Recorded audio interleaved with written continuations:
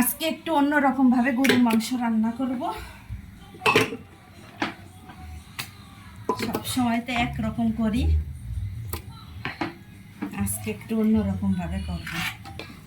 পেঁয়াজ দিয়ে দিলাম, কয়টা গোটা কাঁচামরিচ দিলাম,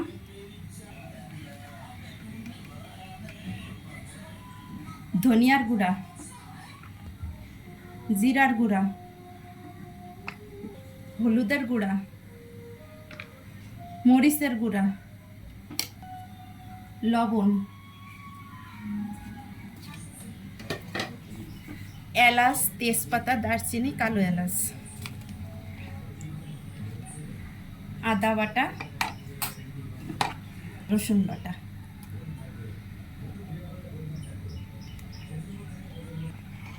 এবার সরিষার তেল,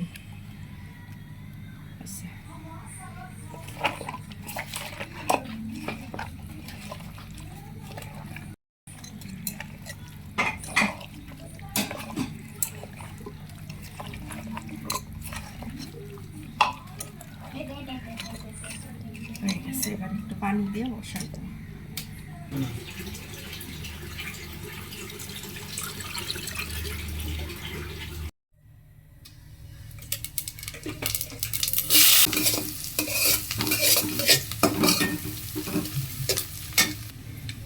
চারটা সিটি দিছি, আর চারটা সিটি দিব আলু দেওয়ার পরে, যাতে আলুটাও ভালো মতো নরম হয়ে যায়।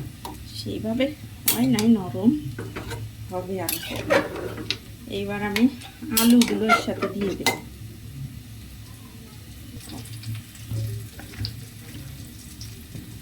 আলু দেওয়া হয়ে গেছে, আর চারটা সিটি দিলে আমার রান্না পুরো কমপ্লিট। আর পেঁয়াজ আর হলো জিরা একসাথে ফোড়ন দিছি, ওইটা নামানোর পরে মাংসের মধ্যে দিয়ে দিব।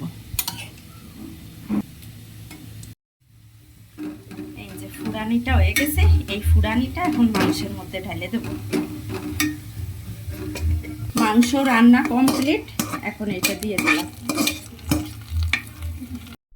ফোড়ানি দিয়ে নামাই ফেললাম। দেখেন মাংসটা কত মানে জুসি জুসি হয়েছে। মাংসটাও যেরকম নরম, আলুটাও নরম কিন্তু আস্ত।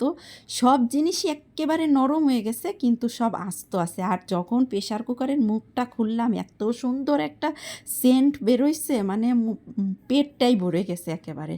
তো মাশাআল্লাহ, আজকে দুপুরে অনেক মজা করে খাইলাম। তো আমার ভিডিওটা আপনাদের কেমন লাগলো অবশ্যই কমেন্ট করে জানাবেন। আর অবশ্যই কিন্তু আপনারাও বাসায় এভাবে রান্না করে দেখবেন যে কতটা মজা হয়। আসলে প্রেশার কুকারে রান্না করলে মশলার সব কিছু ভিতরে থাকে, তো এর জন্য টেস্টটা অনেক বেশি আসে। কাছের মানুষরা, আজকের মতো এখানেই শেষ করতেছি। আল্লাহ হাফেজ।